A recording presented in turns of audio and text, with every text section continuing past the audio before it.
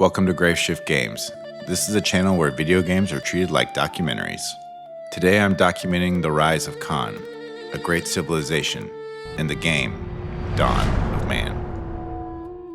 At its peak, Kahn will span generations.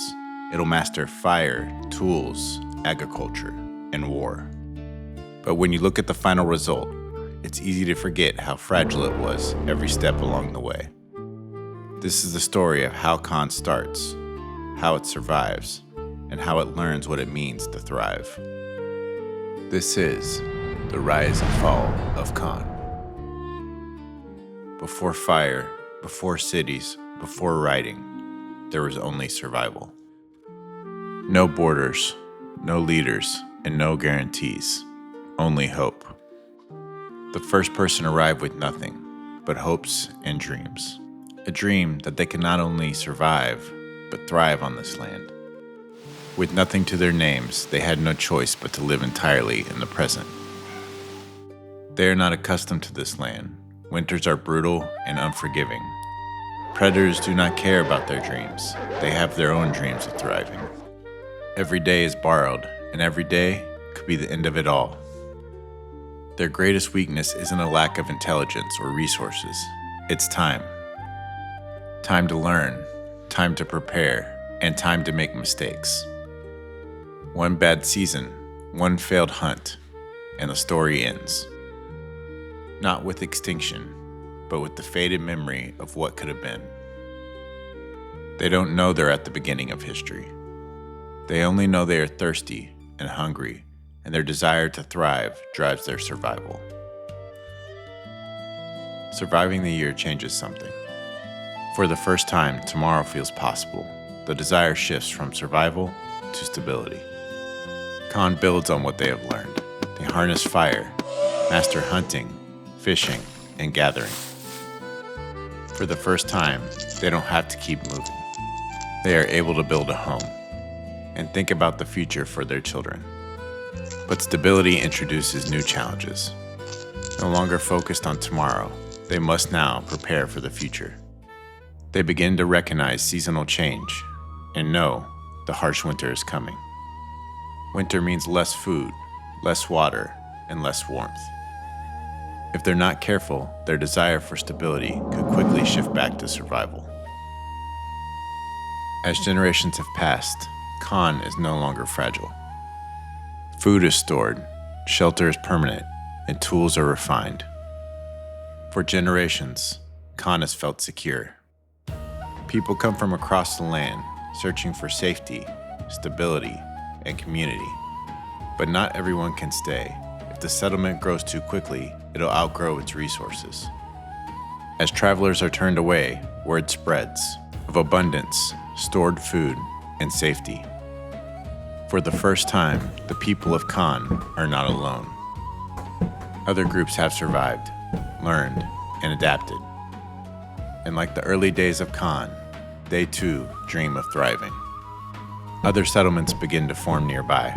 They hunt the same animals, farm the same land, and depend on the same resources. Scarcity doesn't create violence, it reveals it. The conflict doesn't begin all at once, it grows. Trade is the first contact, but for trade to work, each side must have something the other one needs. When trade breaks down, boundaries are tested. At first it's small raiding parties and food taken in the night. But offenses grow, and so do defenses. Kahn shifts priorities from stability to protection. Walls go up, people are trained to fight. Workshops that once built tools now build weapons. Every loss now carries weight, not just because lives are lost, but because progress can be undone. To survive, peace is no longer enough. They will need a plan. As other settlements grow across the land, Kahn becomes increasingly militant. They will not wait to be attacked. They will prepare, fortify, and will strike first if necessary. Defense becomes doctrine, and offense becomes a way of life. Walls grow thicker, entrances narrow, and watchtowers rise. People are trained to use weapons not just for hunting, but to kill their fellow human being. Weapons are standardized, and armor is crafted. The settlement begins to look a lot less like home and more like a stronghold. Kahn comes to believe that it can thrive on its own, without trade, without cooperation, and without dependence on anyone else. And for a time, they are right. This mindset works for several generations. While other settlements face famine, disease, and attack from rivals, Kahn does not. It continues to grow. It continues to thrive. But beneath the appearance of success, there are the first signs of stagnation. The plan works. Raids stop, rivals hesitate, and resources stabilize. But something else begins to fade. The settlement no longer learns from others. They can no longer adapt through cooperation. They become efficient, but alone. At its height, Kahn has become everything it set out to be. Food storage is full. Homes are durable. Walls are high and thick. Children are born into safety. They inherit a world that feels permanent. For generations, Kahn has not felt the struggles of survival. Winters come and go as they're just another part of the year. Raiders arrive, and most citizens of Kahn don't even notice. Kahn doesn't just thrive in the world, it controls it. Or so it believes. The solutions to their problems quickly become their only problem. Innovation slows. New ideas stop appearing.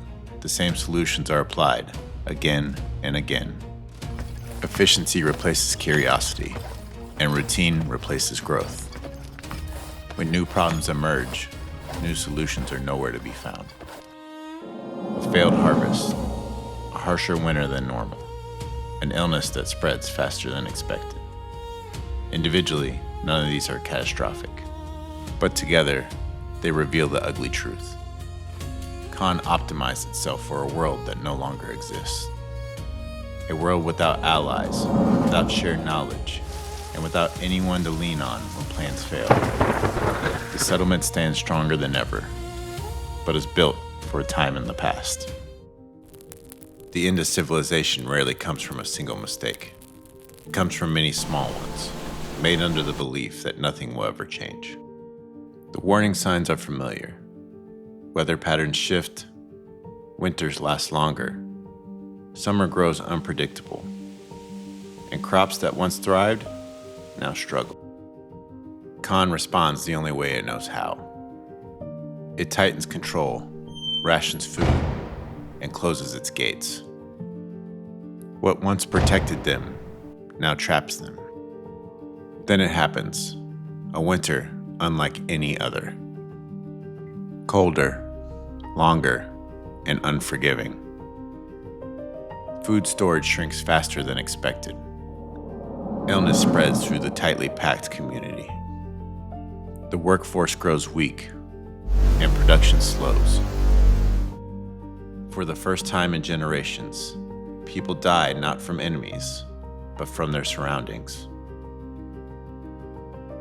Kahn attempts to open the gates to the world to find solutions, and finds no one. Trade routes are gone, alliances never formed, and knowledge was never shared. They fortified against enemies, but ended up killing innovation. Starvation breaks order. Guards abandon post. Families leave the only homes they have ever known. And some don't survive. The stronghold that once dominated the land now falls quiet. Not destroyed by violence, but undone by isolation. Collapse is not the end of a civilization. It is the end of an idea. Those who survive remember what was lost. Not just the homes, but the knowledge that could have been shared, the alliances that were never formed, and the lessons learned too late. And so, they rebuild, slowly, carefully, with fewer people, fewer resources, and fewer assumptions. The old walls remain, not as protection, but as a harsh reminder. This time, the gates stay open. The settlement is smaller, but more connected to the world beyond it. Once again, a generation must feel the weight of survival. They must hunt, prepare, and adapt. Maybe this settlement will grow again. Maybe it won't. Maybe it will disappear like so many before it. History doesn't record intentions, only outcomes. And this story is still being written.